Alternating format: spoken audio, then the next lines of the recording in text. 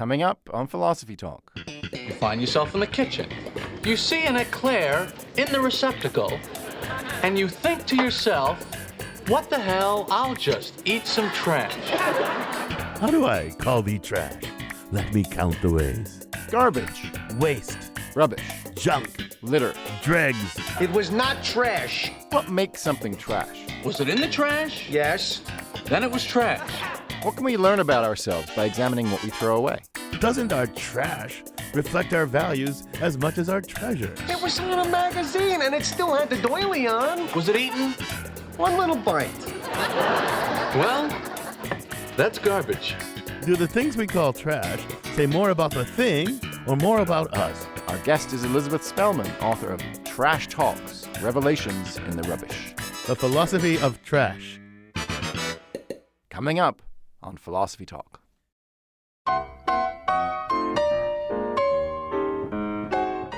How much of today's treasure is destined to be tomorrow's trash? Are growing piles of trash just the price we pay for progress? Or do our trashy habits amount to an ecological terrorism?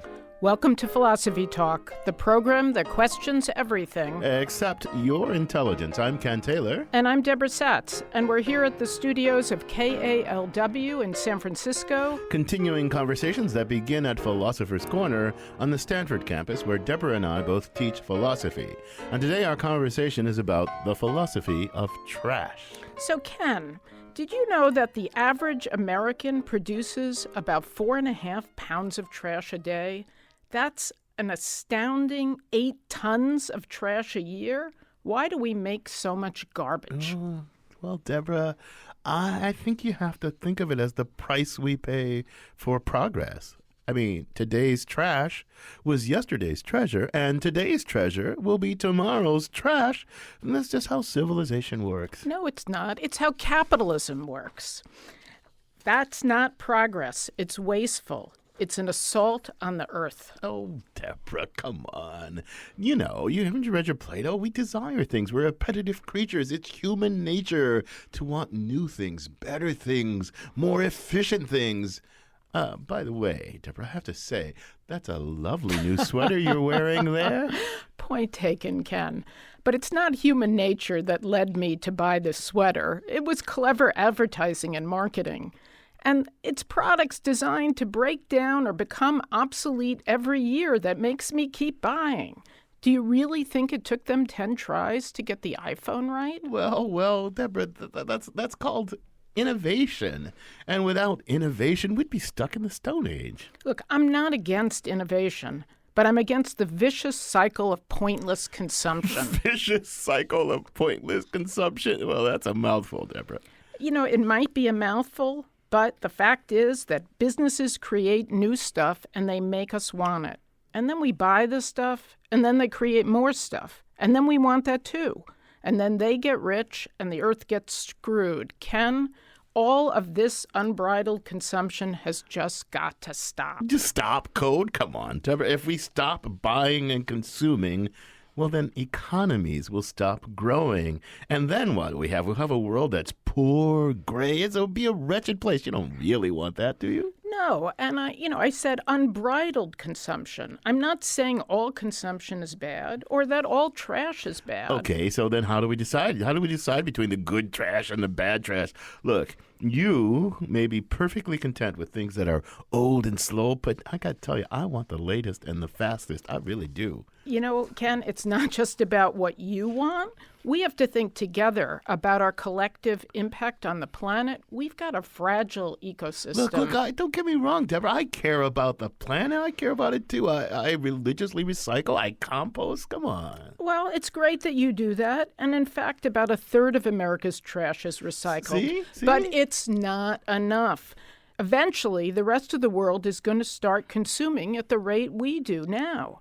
And then the world is going to be buried in trash, no matter what we do with recycling. Well, then we got to make sure that the rest of the world doesn't start consuming at our level, don't we?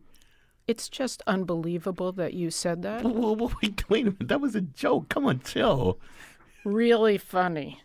Okay, jokes aside, then how do we address both world poverty and our consumption, how do we keep consuming without destroying the planet? Well, hand-me-downs, Deborah. Hand-me-downs. No, seriously. When I was a kid, I loved my older brother's hand-me-down. And my wife and I, when we were poor, starving graduate students, we furnished our apartments with lots of cool, used stuff, essentially hand-me-downs. So, hand-me-downs. Wait a second. You're the guy who always wants the latest and the fastest. Well, I'm willing to hand stuff down. Yeah, but other people don't want your trash, and they don't want your hand-me-downs. Well, but look, you get it. I'm trying to envision like a paradigm shift here, Deborah. Like, instead of seeing old stuff as dirty, useless trash we just throw away, maybe we need to think of it as stuff, you use for a while and then you lovingly pass on to somebody else like hand-me-downs. So if I get you right, what you're saying is it's time to trash the very concept of trash as we know it. That's exactly what I'm saying, Deborah. Exactly. And to give us a feel for how that might work, we sent our roving philosophical reporter, Liza Veal, to Recology San Francisco. Now, that's a very special dump where so-called trash is recycled, composted, taken to the landfill, and sometimes turned into art. She files this report. At the San Francisco dump, our waste is sorted into hills. Some bulky, some more granular, some wet, some fermenting.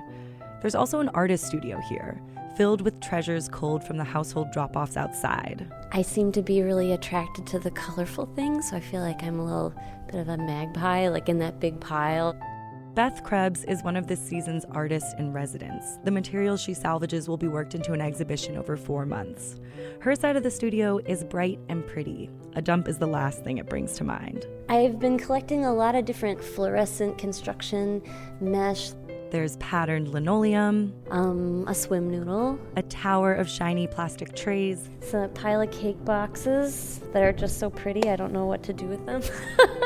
She doesn't know what she'll make with any of it yet. Right now, she just feels lucky to get to spare them from what would have been their fate. Just to see day after day that just the volume of stuff coming in is, like, I think we're pretty kept from that. Like, we put our stuff on the side of the road and it goes away. In San Francisco, there's actually only less than 10 things that can't be recycled or composted. Toothpaste tubes, medical gloves, ceramics, soiled diapers, just a few others. And yet, because people don't perfectly follow the rules, there's a football-sized trash dump at Recology, destined for the landfill. It's sobering, I think. The artists don't scavenge among the landfill pile. That hill is as alive as we are, teeming with microscopic organisms that thrive on zero oxygen, breaking down our waste and exhaling methane back into the air we breathe, leaching out a garbage espresso that can seep and contaminate our water. We try to rid ourselves of our trash, but it's here.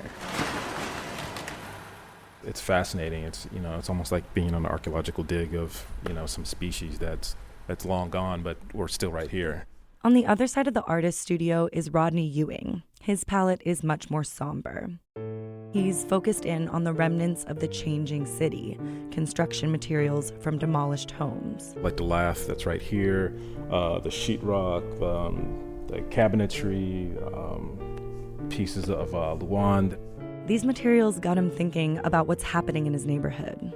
There's a lot of displacement, there's a lot of gentrification going on, there's a lot of houses being torn down, and also the area where I work, every block seems to be a construction zone.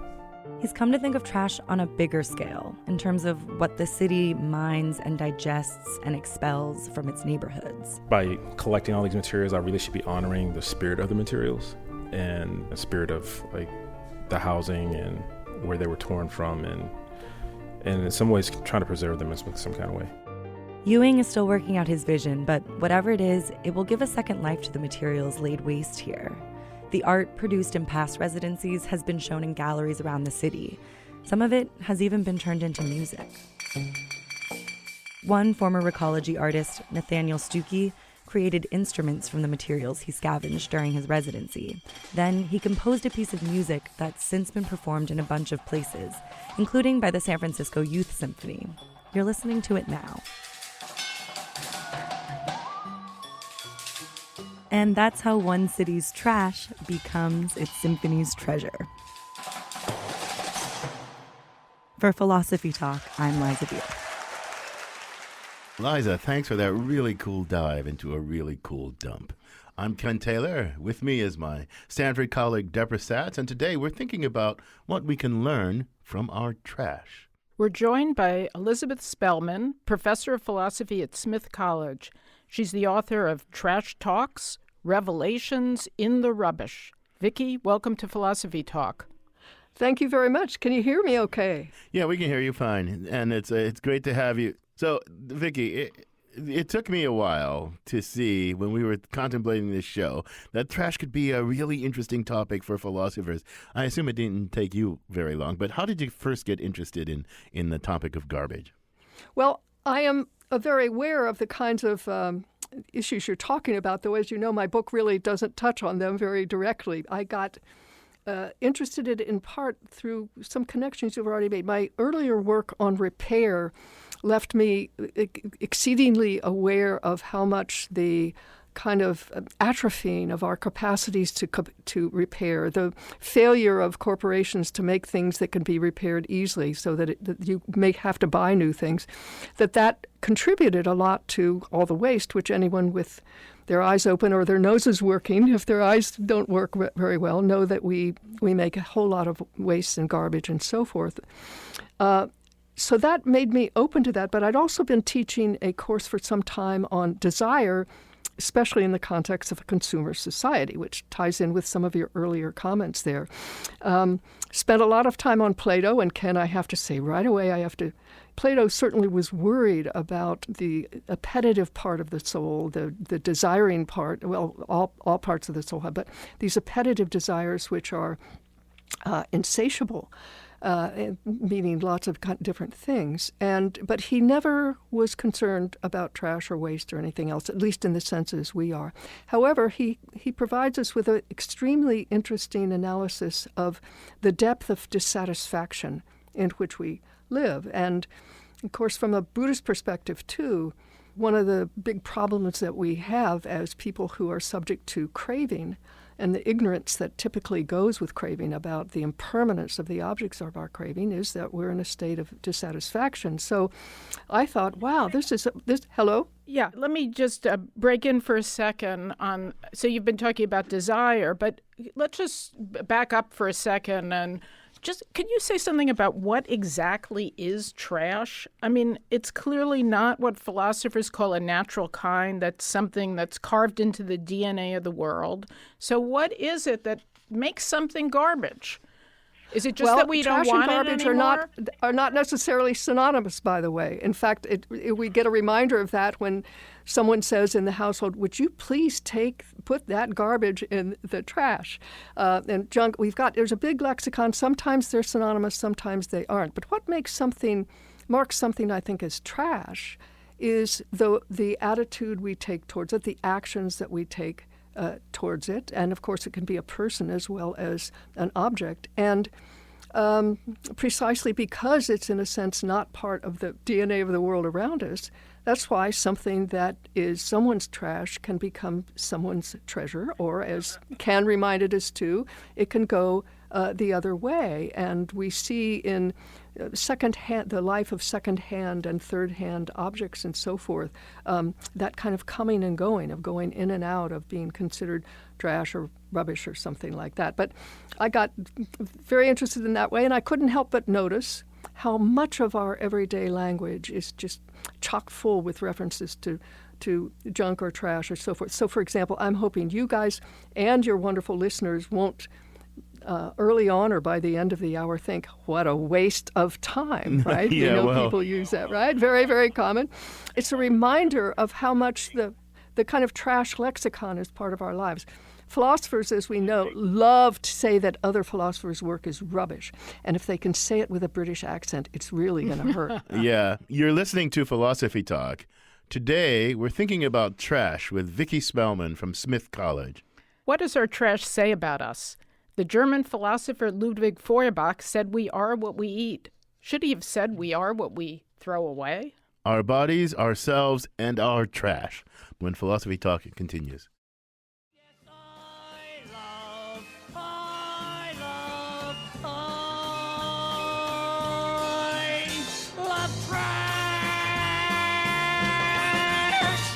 Now, you don't have to be a grouch who lives in a garbage can to think that there's more to trash than meets the eye. I'm Ken Taylor. This is Philosophy Talk, the program that questions everything. Except your intelligence. I'm Deborah Satz, and we're thinking about trash. Our guest is Vicki Spelman from Smith College, and she's the author of Trash Talks, Revelations in the Rubbish. So, Vicki, I think of your book as in this unique genre. I call it the hermeneutics of garbage. That is, the interpretation. Hermeneutics is a fancy word meaning something like interpretation of garbage. So, what can we learn about ourselves from interpreting our garbage? What's the most prominent or striking thing you think we can learn from interpreting our garbage? Well, one of the things we're familiar with is going through the trash to get the dirt on people. You stand in line in a supermarket and you read, the trashy literature there at the checkout, and you notice that such and such a celebrity's trash has been gone through and all this stuff has been revealed. And it turns out that this happens all the time. And in fact, there have been cases that have gone to the Supreme Court of the United States, a famous one that happened in Southern California to start with, by the way. Cops wondering if somebody was dealing drugs and going through their garbage and then being able to get a warrant and so forth. That's pretty interesting that we think that people's trash is deeply revelatory of them, perhaps especially of things that they wish weren't known, though that's not necessarily the case. So do you think that, are we trying to reveal ourselves in our trash? Like, do people throw things away to show that they have a lot to throw away? They might do that, or they might, rather than wanting people to go through their trash, they might, as the members of the leisure class that Thorstein Veblen wrote so wonderfully about in The Theory of the Leisure Class. He's the guy who brought us the concept of conspicuous consumption. They don't want to raise their social status. They want you to know not what's in their trash, but they're capable of being wasteful. They can buy much more than they need. They can have much bigger houses and much bigger cars than they need. They can have lots of people around them. So that is certainly something where we want to show. Vicki, I get the concept of conspicuous consumption. I want to buy a big house, not just to live in it, but so that people can see that I have a big house, so that they can say, well, he's a really high status guy, right? Are you also could be president of the United States. Yeah. Are you also suggesting, though, that I want, as a symbol of my status, I want conspicuous disposal of lots of stuff? Like I'm a profligate. No. I'm not quite sure what the connection between conspicuous consumption and conspicuous trashing is. Here we go. Here's a wonderful example of the different senses of waste, because on the one hand there's waste which we think of as more or less synonymous with trash. Sometimes it's that way. Throw it in the waste can, throw it in the trash can. Other times, though, it's the sense that I have enough that I can waste it, but I'm not going to waste it. I'm not going to throw out my house. I want you to see that I'm not living in conditions of scarcity, that I can afford, and you can't, to have much more than I need, even though someone might well say, hey, that's a waste of space. Do you really need a closet that big? Right. So, one of the things that seems to happen is because there's conspicuous consumption, because we're always thinking relatively about how much we consume with respect to other people and wanting to show we're on top, that just generates a lot of waste because I got to keep getting bigger and better. Like Ken wanted newer, shinier, better things. And if I'm going to get newer, better things, then something's got to happen to the old things, and they mostly wind up in the dump. Well, and going back to the notion of dissatisfaction, one of the things I began to see, and it fits in with some of your earlier comments, I think, Deborah, at the top of the hour, that dissatisfaction, as much as Plato and Buddha were worried about it, it in fact is the calling of consumers right now in hyper-consumerist societies like the United States. We are expected to be dissatisfied, not immediately, but you've had that iPhone and you liked it for a while, but it's your job. It's a kind of emotional labor as consumers that we do to develop dissatisfaction and disdain and disgust and say, I got to get a new one. So I take your point. I think that's a very well taken point. But that sounds like both you and Deborah are suggesting that our very mode of production, our capitalist mode of production, because here's how I think the good capitalists work. They don't think of satisfying antecedently existing desires that we know that we have. They do that, but they also anchor our desires to the products that they create to give us new focused desires that we didn't have before. I didn't want an iPhone until Steve Jobs says, I'm going to put that in your hands and you're going to play with it and you're going to want it. And then they make me want more and they make me want more and they make me want more. But people say that creates wealth. I mean, that's the secret to wealth creation. Are you and Deborah saying we should just stop with wealth creation? By the way, Steve Jobs at one point even said, I'm going to tell you what you want. I mean, he came out and actually said that, I believe. Wealth for whom? There is a restoration economy that has to do with, fixing things, not the same as recycling and so forth. But if we're so damn smart, being the products of intelligent design, not of wasteful evolution, why can't we come up with other ways of not only of creating wealth, but of sharing wealth? When people talk vaguely about creating wealth, for whom? Yeah, so Vicki, there are two issues that I want to separate out. There's the fact that wealth and our consumption has bad effects on the planet. And then is it bad for us? Which could be totally independent. So when you talk about the Buddha and desire, you're really talking about, is it a good human life to spend your life in consumption? That's independent of its ecological effects. So are you saying both? Is it bad for the planet? Is it bad for us? Or is it one or the other? Or how should I think about this? Okay, well, at this point, it certainly seems to be pretty bad for the planet, but not only bad for the planet, but bad for hundreds of thousands of probably millions of people around the planet where all our e-waste is dumped or our garbage ends up and so forth. But whether it's good or bad for us, that's for us to continue to think about and look at in very specific situations. We know that one of the things that Plato worried a lot about, and I think it's worth the consideration, that a person who is in thrall to her appetitive desires is kind of being, we become the colonial, as you were mentioning almost in these words earlier on, Deborah, we become, in a sense, our desires become the colonial outpost of people who want us to want things. And the question is, sometimes maybe that's okay, other times maybe it's not. Are we willing,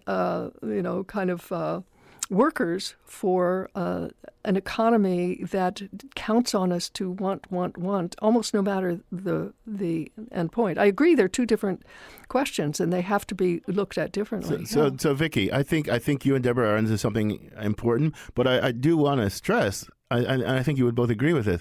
It's not just like the desires are there and given and and insisting to be satisfied. I mean, that's one thing. We do have a lot of fundamental desires that are there, given, and we must satisfy because, it's part of the human nature. But I think a late capitalist economy has gotten extraordinarily expert at creating desire. And the question is, should unbridled desire creation just be? And if not, why? I mean, there's something great, I think, as Ken was explaining, there's something great about having more desires, creating more desires in people. If we hold away the question of its effects on the planet, in some ways, the creation of many, many desires is the creation of more complex human beings with more richer capabilities, lives, yes. Richer lives. So these are the questions that animate the course that off and on now for 4 or 5 years I've taught about desire. Certainly we're, and our students are super aware of the extent to which various, sources, agencies, individuals, institutions want them to want all kinds of things, not just goods, but want them to want a certain way of life, et cetera, et cetera. Right. And one of the questions philosophers of many stripes have asked is, to what extent are one's desires one's own? There's not an easy answer to that. Maybe it's okay if they're not owned, but that's one of the questions I know students also often have, and one might want to reflect on that and the meaning of they're not being mine. So, Vicki, we got a bunch of callers here. I'd love to have them join this conversation. And William from Belvedere is on the line. Welcome to Philosophy Talk, William. What's your comment or question? Yes, thank you very much. I think I finally get to talk like a philosopher, although I've never even played one on TV. Okay. It's the question that I would raise. It's been portrayed as victimizers and victims. The people at the corporations create the items, then they convince the public to buy them, even if they're not very necessary items. But I would suggest that those people at the corporations are not just victimizers, they are themselves victims. Because the reason that they want those jobs is because they indeed have the same kinds of tastes for excess that they are convincing other people to have when they convince other people to buy their product. Right. Well, William, that's an interesting thought. I mean, you're saying, I think, and I'll throw this to Deborah and to Vicki, but in a way, William's saying we're all in this together, right? That's the economy of desire creation, demand creation, desire satisfaction.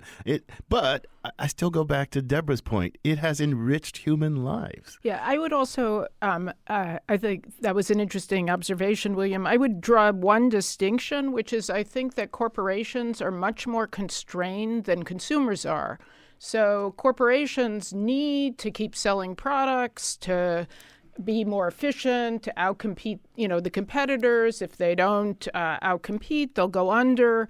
But you and I don't have to buy all the things that we buy. We choose to buy them. And, of course, there's a question. Is there anything wrong with our choosing to buy them?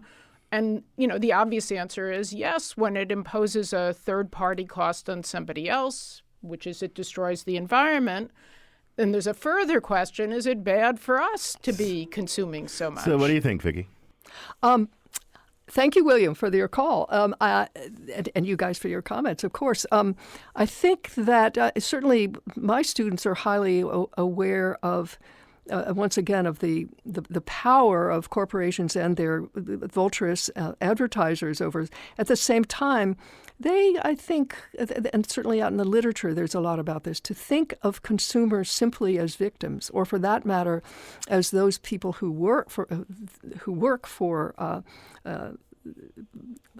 manufacturers and so forth as victims, may be overstating it, because we are aware there are more and more ways of becoming aware, and students are aware of that. And I remember, I think it was an essay by Susan Bordeaux not long ago where she talked about all this influence on young women to look a certain way, buy certain products so you can look a certain way. And her students, Susan reported, looked up, I think it was an article by, and saying, we know all that. So sometimes one can know this and in that sense not be a victim and still think, given the options, maybe Why that's not? Yeah. what I want to do. But, there's at one point in my book, I talk a little bit, remind philosophers and theologians of St. Anselm, who defined God as the being than which nothing better could be conceived. And I think the advertising world constantly, on the one hand, presents objects as those things than which nothing better possibly could be conceived or exist until the next one comes along. And one of the dangers, I think, for us as consumers is that we may think, and I'm becoming a better person. I'm becoming a richer person. Well, maybe so, maybe not. I don't think there's an easy answer. I think we constantly have to be assessing that and then asking what kind of tools might we develop for assessing that. And thank God, or whoever, that's one of the things that philosophers, among others, might be pretty good at So we've got a comment from Howard in San Francisco. Howard observes that part of the big problem is packaging. That we waste so much in unnecessary packaging, and he wonders what can we do to reduce. We add to the waste by our wrapping and bows and unneeded cards, and what do we do about and that? packaging is not just a utilitarian thing. Packaging has to look cool. I mean, that's what you see. Yep. You see the packaging. So it's all part of this capitalist production, right? If it's not in a pretty package, you're not going to want it. So Right. And moreover, this happens with a lot of food waste, that fruits and vegetables are given certain shapes so that they can pack as many as possible into the smallest possible container. So I think one of the things we have to think about is the existence of, and we're living in an age in which more and more people who don't want regulation seem to be getting louder and louder voices, where there be some kind of regulation over packaging. So one thing that's turned out to be helpful, I think, is if you introduce a fee for using a package. So in San Francisco, in the Bay Area, but also in Ireland, they started charging people for using plastic bags, and the number of plastic bags went way down. Maybe that we ought to be imposing costs on people who throw out more than they need to. Yes, and the aesthetics in all this, certainly in food waste and so many other kinds of waste too, as I think Ken was getting at, is very crucial. And people can be, I think, very young people can become aware very quickly of the wiles, the lures that are being brought them. And more and more young people, I think, even in early grades, are being exposed to what happens with all this stuff. And they sometimes complain to their parents. Yeah, about Vicky, it. you sound like you're investing a lot of hope in the young. I'm not quite sure I share that hope, but I will remind our listeners you're listening to Philosophy Talk. We're thinking about trash with Vicky Spelman, author of Trash Talks, Revelations in the Rubbish. What should we do about all the trash that we're creating? Does a zero trash lifestyle make sense? And even if it makes sense, can we achieve it in our consumerist capitalist society? What to do about the trash when Philosophy Talk continues.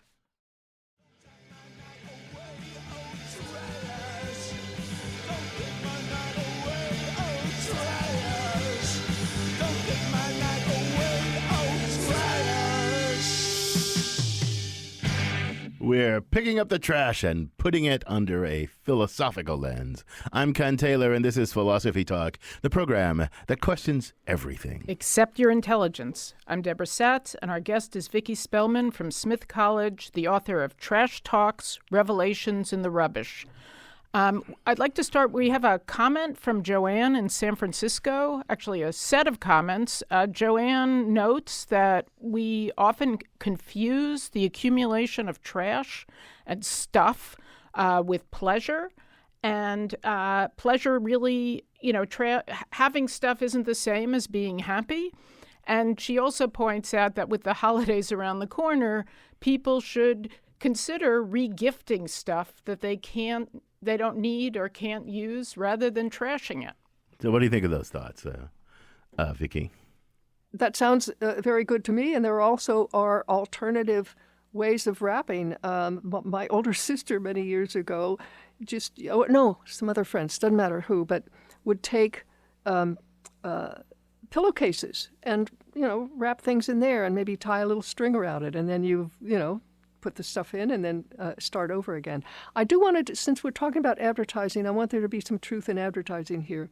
As I think you guys know, because you know my book, I do not write about the huge problems we're facing with trash. Lots of other people do. They do it very well. That's one of the reasons I chose not to do about it. My interest in trash takes another route. I don't, though, for a minute say that somehow what we're talking about isn't important. It's So just do you that have? But I'm not the expert to turn to on it. I know, but I do want to know, but you're a philosopher and you're a thoughtful person and you can help us reimagine the world. So I want to invite you, if you're willing, to help us reimagine a world and how we might get to a world where there's less trash. You have any thoughts about that? How do we get to a world in which there's less trash?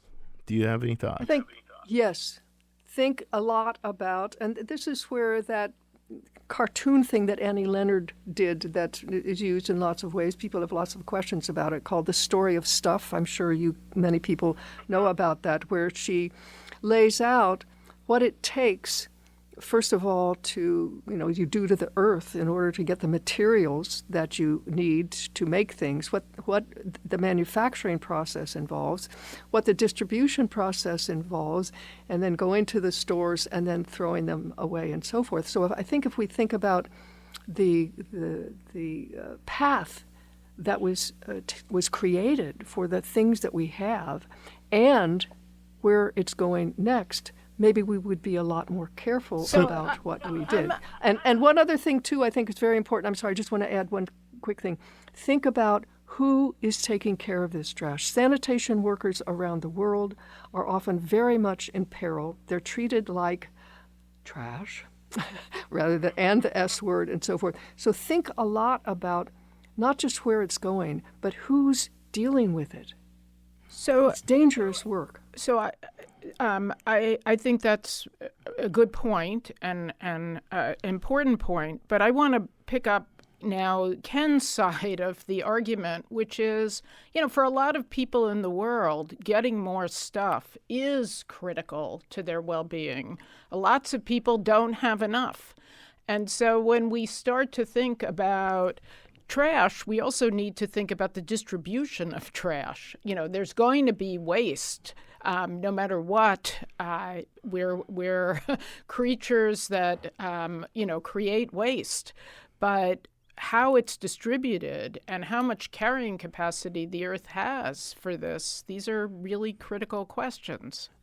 Agreed. Absolutely critical. And again, how much the Earth can carry. But there are one of the conferences I went to some years ago called Waste in the Social Context. Some movies came along with that conference in Alberta. And the images that a few documentary movie makers had made of people in parts of China, parts of South America, and so forth, on whose shores all the damn e-waste that we and the rest of the people in the world create gets dumped on their shores because the regulations aren't followed. They paw through that in order to find materials that they can sell in order to make a living. So that at the same time with this kind of activity, which is very widespread, not only is the water supply and the ground, so forth, being poisoned, but so are the people who are without any kind of, protective equipment and everything going through it, because that is the way at that point that they can make their life. Now, that's not as bad as, say, the sanitation workers in New York who Robin Nagel has written about so well, who will be picking up those bags that are on the streets of New York, and people will walk by and their dogs will pee on the bags while the trash people are taking care of it. So Vicky and Deborah, I want to shift topics just briefly. I want to follow up on something that was implicit in Deborah's remarks, but I want to suggest that we're in a kind of existential crisis, and not just a local. In the following sense, I think you look at all these sweeping epochs of humankind and how the production has managed, the difference between agriculture and the hunter-gathering, and then this post-industrial world in which we extract all this energy from the earth through fossil fuels and all that, and that enables us to produce all this stuff. Okay, we're in that age. We are used to like a much, much, much, much higher standard of living than humans have ever enjoyed in the past. But in the West, in parts of the world, in much of the world, even. But and the people that Deborah referred to, looking at us say, I want that too.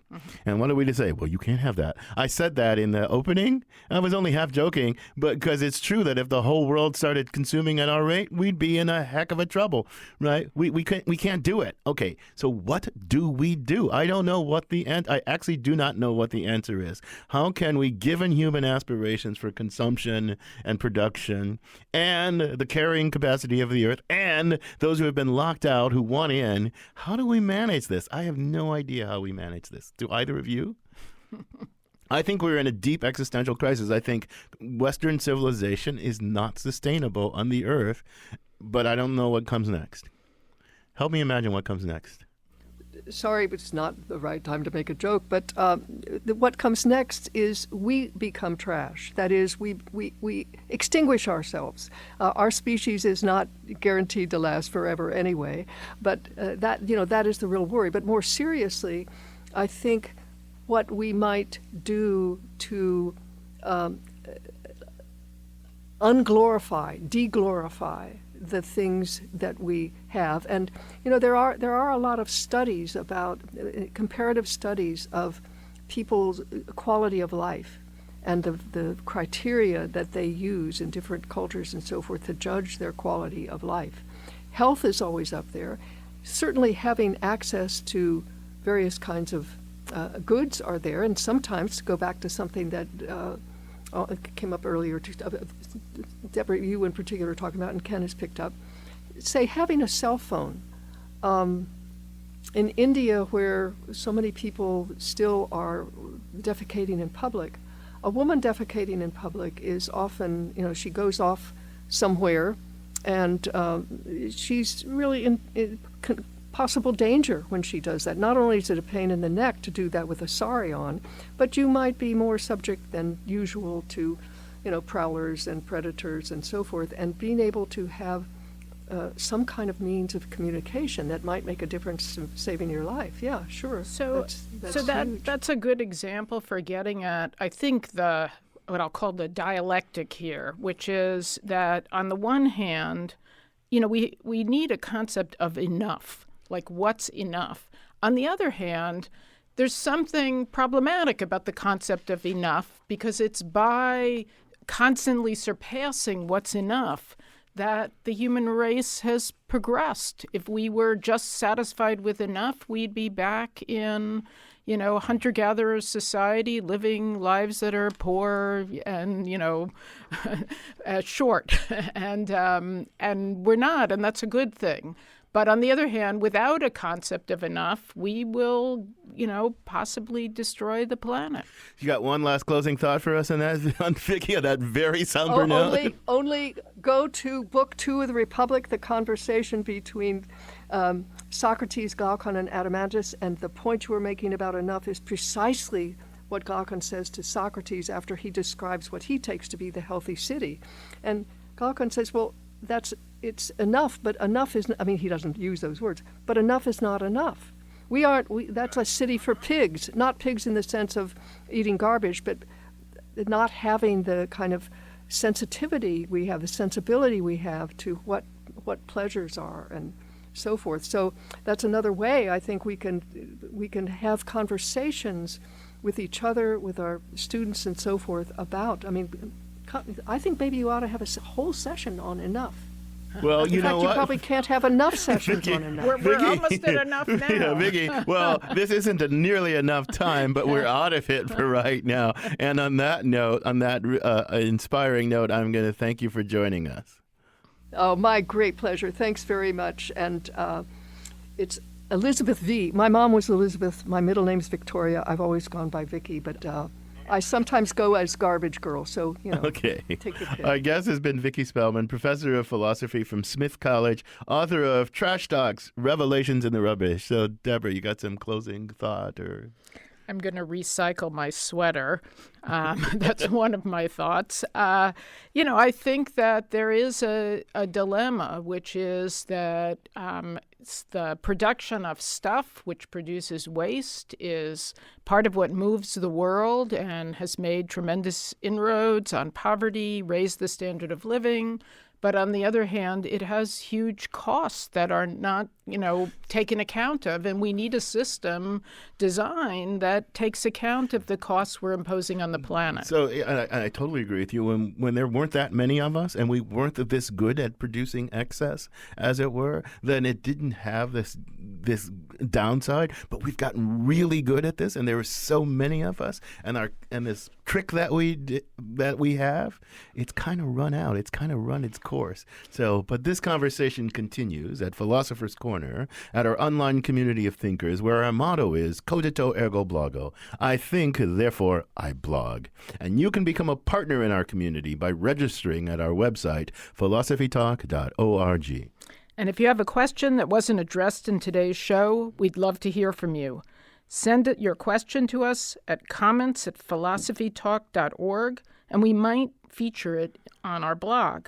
And now it's time for a high-speed dumpster dive with Ian Scholes, the 60-second philosopher. Ian Scholes. When civilization meets volcanoes, fires, floods, wars, its trash often becomes something else. An artifact, evidence, treasure. The relatives go through the rubble after the disaster, friends, scavengers, and finally the archaeologists. And lo, in 1,000 years, our museums are full of their jugs and crappy little toys Grandpa made from an acorn and dirt, now worth $3 million American on the open market. We love the Greeks and Romans and the pre-Napoleon French look, but we are split. Some of us like the look of old marble and gold, but are creeped out by the antiquity and the fact that these things were once owned by somebody else. This statue is used? Yuck. But these people are okay with plaster replica statues from a mold and copious amounts of spray paint. It's the Las Vegas Donald Trump Disneyland approach to historicity, weathered, distressed, antique to perfection by lifestyle bloggers. Of course, today, epochs come and go on a daily basis. Some things linger on the cultural radar, like baseball cards and Barbies, but others soon outstay their welcome, like Pogs, Garbage Pail Kids, and Cap Guns. There's the overflowing dustbin of history right over there, kids. And even that's a tourist attraction. And sometimes trash remains trash, but yields strangely specific treasures. The self-styled garbologist A.J. Weberman went through Bob Dylan's trash for insights into his catalog. Was Bob eating a Happy Meal the day he recorded Blowing in the Wind? Well, no, because the Happy Meal was invented in 1979, long after folk music hit the dustbin. Still, these are the kinds of historical McNuggets that collectors, fans, consumers, and county fair goers go all out for. It is amazing the amount of trash we produce. Big balls of garbage come up the ocean. Seagulls get caught in six-pack plastic. We're running out of room to dump our daily output. We even had to invent big smashers to squinch cars down to the size of tables. We have bonfires, deep toxic pits, exacerbated by the fact that things go south a lot quicker than they used to. Transistor radios with the bee's knees in the 1950s. In the historical scheme of things, that's not even yesterday yet. Black and white televisions, color 2, VCRs, stationary bikes, rotary phones, reel-to-reel recorders, cassette players, phone booths, analog football stadiums, family values, all gone. The dust heap grows, but there's still an amazing amount of stuff we hang on to, and an astonishing amount of stuff we take home that other people throw away. Sheet music, dolls, baby furniture, Disney crap, bestsellers from 5 years ago. I am quite fond of estate sales and antique malls, on the prowl for toy soldiers from broken sets, old men's magazines with a sweaty guy on the cover rescuing a scantily clad woman from piranhas or Nazis. I like ephemera, programs for high school musicals from 1956, guides to roadside attractions, trade magazines, brochures, flyers, self-published occult novels, tiny books featuring movie stars from the 40s. Also, bad art, Mexican wrestling action figures, Christian comic books. I even took home a foot-high plastic monkey, which guards my landline, even as I speak. I have a lot of stuff. Strangely, while I do have scrapbooks, I spend more time looking at photographs I picked up from second-hand bins. Black and whites of old men smiling with dogs, young couples embarrassed by a cake, a young man by an airplane, 2 girls in a pickup. Eventually, I'll have to move this stuff to a facility. During the ongoing boom in self-storage, my unit will contain a rich history of a culture, the fascinating interests of a man with a tad too much disposable income, and a creepy fascination with other people's stuff. When I die, all of it can be yours. You don't want it? Oh, well, throw it away then. Or put it up on Storage Wars. Is that show still on? Just keep my eye out for a DVD. Used, of course. I gotta go.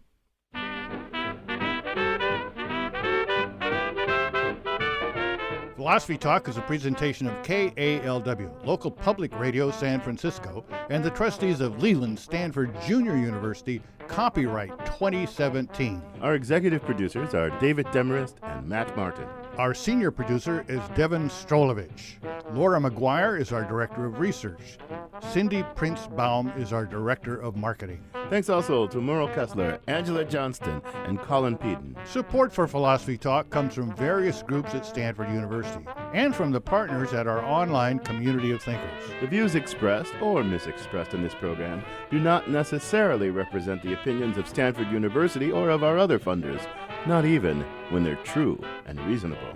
The conversation continues on our website, philosophytalk.org, where you too can become a partner in our community of thinkers. I'm John Perry. And I'm Ken Taylor. Thank you for listening. And thank you for thinking. Well, you, my friend, have crossed the line that divides man and bum. You are now a bum.